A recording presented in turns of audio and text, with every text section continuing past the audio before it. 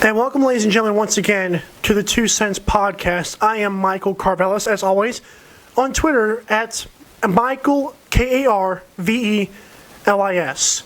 Today I'm going to get into LeVar Ball's racial comments, the Suns being Bush League against Russell Westbrook, are the Cleveland Cavaliers in trouble, Adam Silver with the rest issue in the NBA, and the NBA Coach of the Year. This is basically going to be an NBA podcast with basically nothing else in the podcast. So enjoy while it lasts, because the season is wrapping up very soon. LeVar Ball, I have not touched on this yet. LeVar Ball made a comment recently about why his son Lonzo lost the game against Kentucky, as UCLA lost the game and did not advance in the Sweet 16. Well, he said it was because he had 3 white boys who were not basically quick on their feet. And it's funny because he's married to a white woman, but that's okay. That aside, LeVar Ball then goes on to say after the comments, when everybody takes it as a racial slur, rightfully so, then LeVar Ball says that he was misunderstood. That was inexcusable. That was not misunderstood. LeVar Ball literally said everything that people always say, that white people can't jump and that they can't play basketball. That's basically what he said. They're not quick on their feet. Are you kidding me right now? Gordon Hayward is so good. Kyle Korver is so good. And great assets to their teams, may I remind you. But yet somehow, some way, your boy is slighted because of the team he was on. He had TJ Leaf, who can jump out of the sky. He had this 3-point shooter that I keep on forgetting the name of. And he also had that center inside that I also forget the name of, but they were 3 really good players, especially TJ Leaf. Your boy does not kill LeVar. Your boy is a point guard with so great scoring, yet he doesn't use it. It's all about his all-around game. He was asked on The Jump with Rachel Nichols on ESPN which player he idols after. It's Russell Westbrook and LeBron James. Are you kidding me? Does your boy want to be great? LeBron James is so good because he can do it all. Lonzo Ball has to be scoring the ball in order for UCLA to win. And he ended up showing after the game in his post-game interview in the locker room when he basically said, "Screw UCLA, I'm not coming back here." Then your boy showed that he didn't really care about college and he just wanted to go on to the NBA with your brand because we know you're hiring agents for him. So that did not make any. I didn't like the whole LeVar Ball situation. I know that he said a lot of stupid stuff, but this was off. This completely off in every sense of the imagination. His son is the reason why they lost that game, not him, not TJ Leaf, not the other guys. I believe Alford is one of them.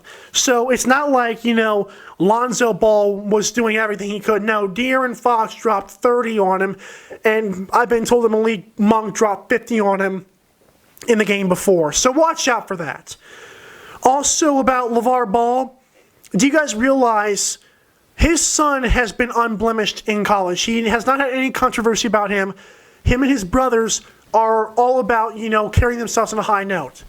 LeVar Ball is showing why to be worried about these kids. LeVar Ball has raised them in a way to obey their father and basically model themselves after him to be great because he couldn't be. If they take one false step, the questions come back about LeVar Ball.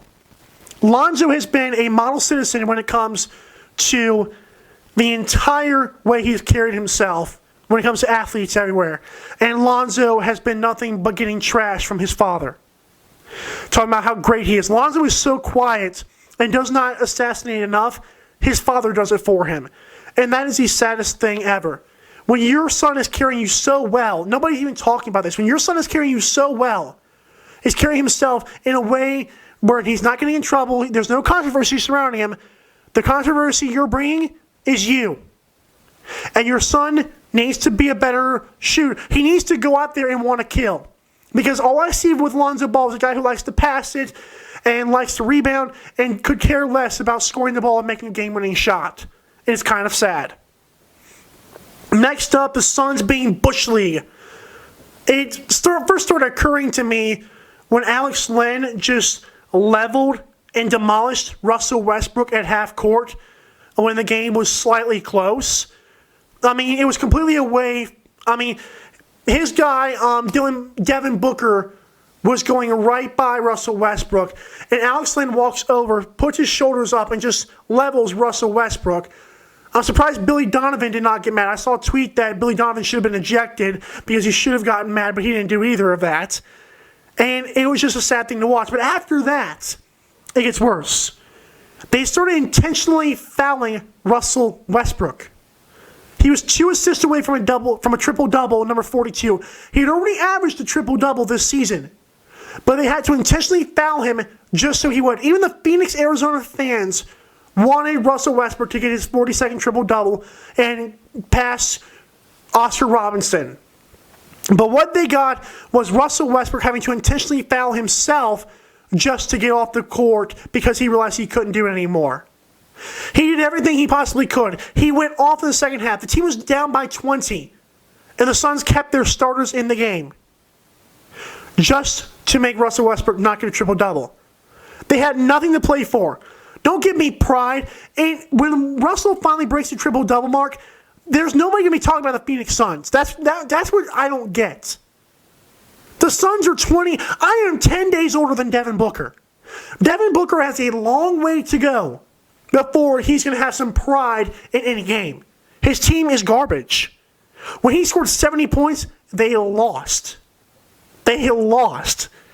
So I just don't understand why your pride kicks in. You're never going to remember. No fans are going to remember.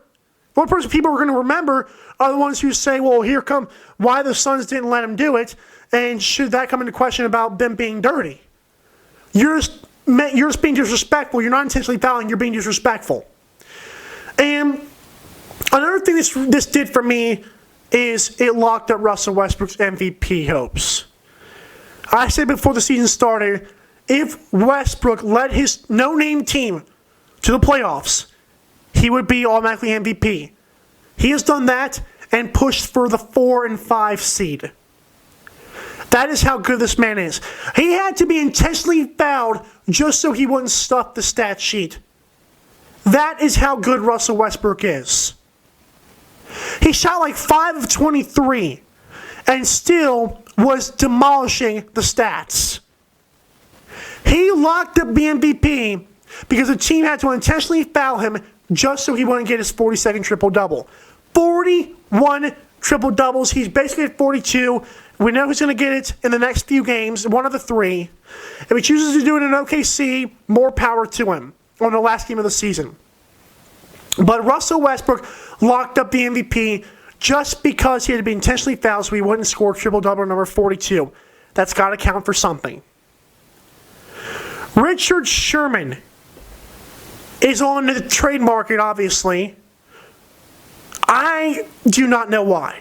When I see Richard Sherman, I see a shutdown corner, a guy with a lot of passion in the locker room. But some reason Seattle wants to get rid of him. Is this Seattle's way of throwing up the white flag? See, then that's what I would question. Because if I see Seattle, their Legion of Boom is not there. Earl Thomas was already considering retirement after one bad injury. And Richard Sherman maybe traded away? All you needed was a good offensive line, and you could have played a lot better than what you did last season, and they still came close to winning the NFC Championship. It's not like they had a bad season. Why would you trade Richard Sherman for a few good pieces? Really? You're trading away Richard Sherman for nothing? Just for a few good pieces that may contribute to a winning season? You're trying to get over the hump. You're not trying to go back there and start rebuilding. You're trying to add a few pieces. You're not trying to get rid of Richard Sherman. If you get rid of Richard Sherman, you're trashing your season anyways. Not saying a cornerback does it all. But Richard Sherman is a great player. You don't just let him go in a trade for a few good pieces. And that's what I hate hearing. I saw this piece that, of course, my Colts writers on ESPN are going to write about it. I don't know if it was Mike Wells or whoever, talk about the Colts getting Richard Sherman. Listen, I would love that. But I would love more to see Richard Sherman stay in Seattle and keep on building on what they already have. They have a point to prove that they're not done being the Legion of Boom. Madden NFL 15 had Richard Sherman on the cover, and it was hashtag LLB for Legion of Boom. Why would you get rid of that? It's not done yet. Oh, Thomas had a bad injury. Your season was done after that. You had no offensive line. It's not Richard Sherman's fault. You don't need a few good pieces. That's not. What if you pick up an offensive lineman and he doesn't end up working out?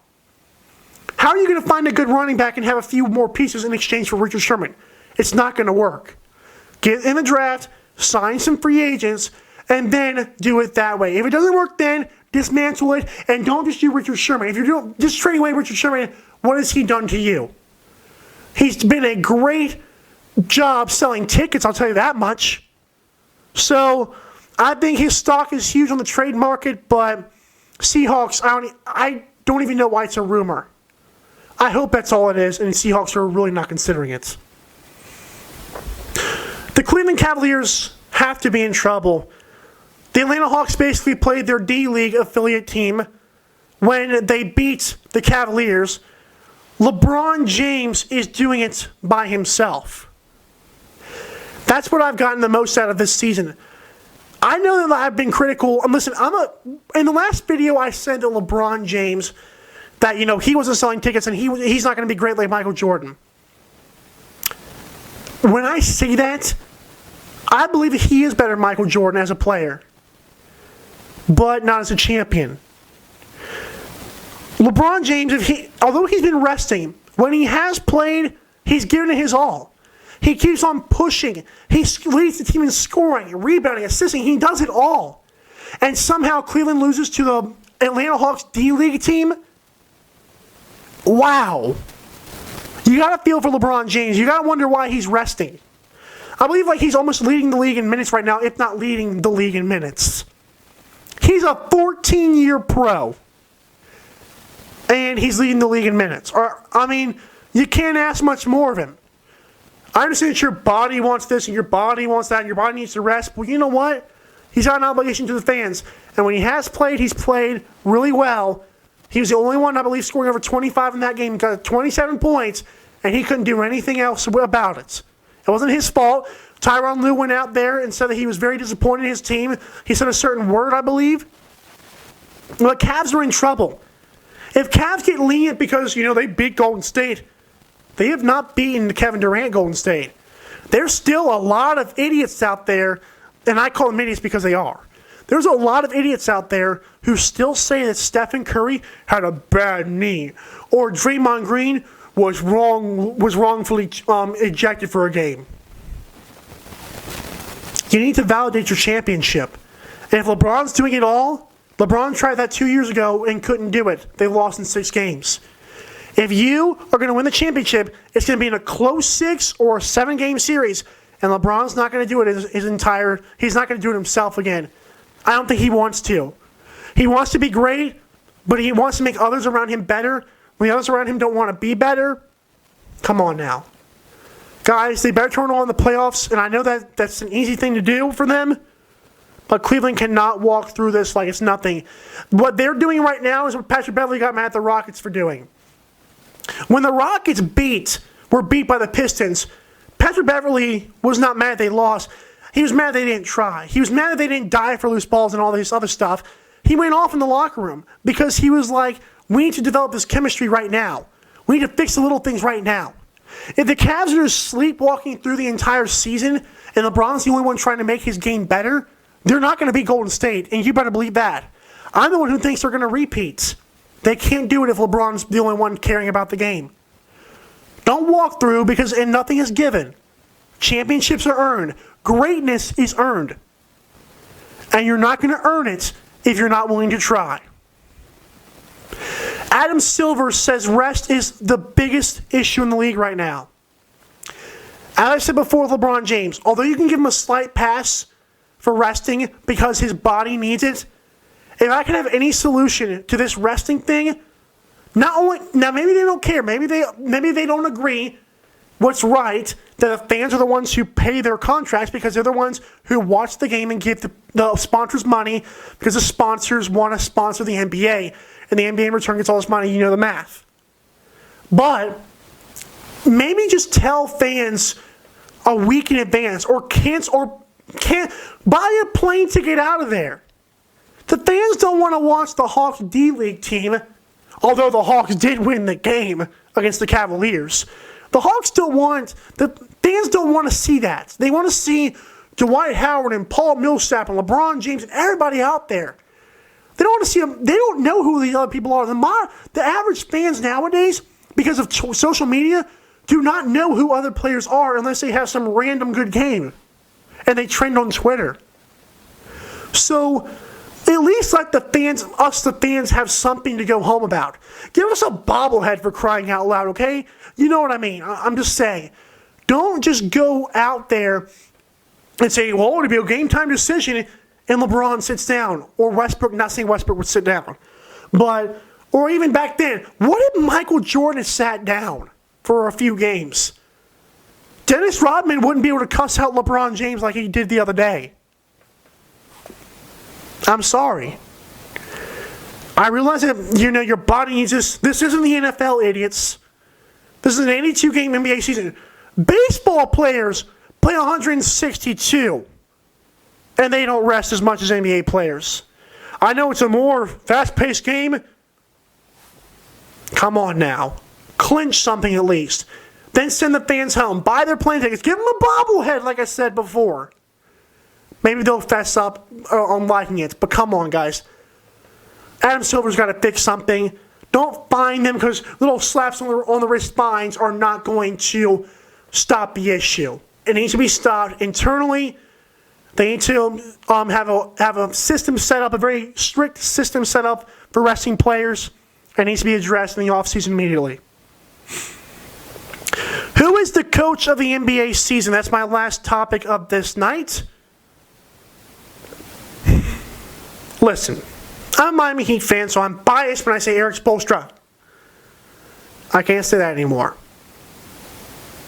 Unless some miracle happens and the Bulls and the Pacers both have bad games coming up, Miami Heat are going to miss the playoffs. Now, if Miami Heat made the playoffs after an 11-30 start, then you could talk to me. And I could talk to you, and I can make an effort to tell you guys that Erik Spoelstra should be Coach of the Year. Because they started 19 games under 500, and they still came back and made the playoffs. But that's all hindsight right now. If I had to choose somebody else besides him, it'd be Mike D'Antoni. You can't just have James Harden go off and give the MVP to Westbrook and Coach of the Year to Steve Kerr. You just can't do it. The Coach of the Year has to be Mike D'Antoni if it's not Erik Spoelstra. Mike D'Antoni, it's not just, James Harden who's been so good. They broke a record for threes made this season. They beat the Warriors. Are you guys aware on how tough that is to do? Everybody knows each and every single game you're going to either shoot a three or drive it and kick it out for three. You have 1.5 game plans, and you still break a record. That's the coach, man. That's schemes. Mike D'Antoni has done a great job of making them buy into this. Listen, jack it up, guys. Now, granted, the executive did pull in Lou Williams, and that's to be commended. When you get Lou Williams from the Lakers for like nothing, that's to be commended. But come on now. Great job by the Rockets. Mike D'Antoni, I would accept Coach of the Year. If it's Steve Kerr again, y'all can just kiss ankles and be broken or something. That makes me so mad that is Steve Kerr's even considered. I understand that Steve Kerr has led his team to a 68-15 record. They got Kevin Durant, Andre Iguodala, Steph Curry, Klay Thompson, and yet their coach is the reason why they're doing well. I keep on mentioning when Steph Curry won the unanimous MVP, and Steve Kerr's, how can you win Coach of the Year? How can you be influencing your team when you have a unanimous MVP? How do you have a super team and the coach is the reason why? What has he done? Well, he's made them buy into this whole chemistry thing. What chemistry? Kevin Durant said it best. You pass to the open man. That's not Steve Kerr. That's just saying go out there. Pass to the open man. Don't make a stupid flashy pass. The only thing Steve Kerr coaches is don't make a flashy pass. And that's it. Come on now. Kiss ankles. In the last video, I talked about, you're more, Tony Romo's as generic as muffins, and muffins have more taste. God. I make 0 cents sometimes. That's why I created this podcast, giving you 2 cents of my sports knowledge. Thank you guys for tuning in. The new spot for 2 cents is right here on The Secret Man, soon to be Michael Karvelis. I've heard Boss Baby was pretty good from a friend. I have not seen it yet. Let me guys know what you think in the comments. Let me know what you think if you watched the whole video about some other points. About, Richard Sherman. Why on earth would Seattle do that? Give me some points. Give me some things to look at. I'm willing to listen to you guys and want you to discuss some things in the next video. I'll give this one about 3 days or 4 days to process. And I'll talk about some more big topics and maybe respond to you guys if there's some comments. Please make a comment. Don't make it be about poo-poo and pee-pee. This is the 2 cents. This is our time. I'll see you guys next time. Karvelis out.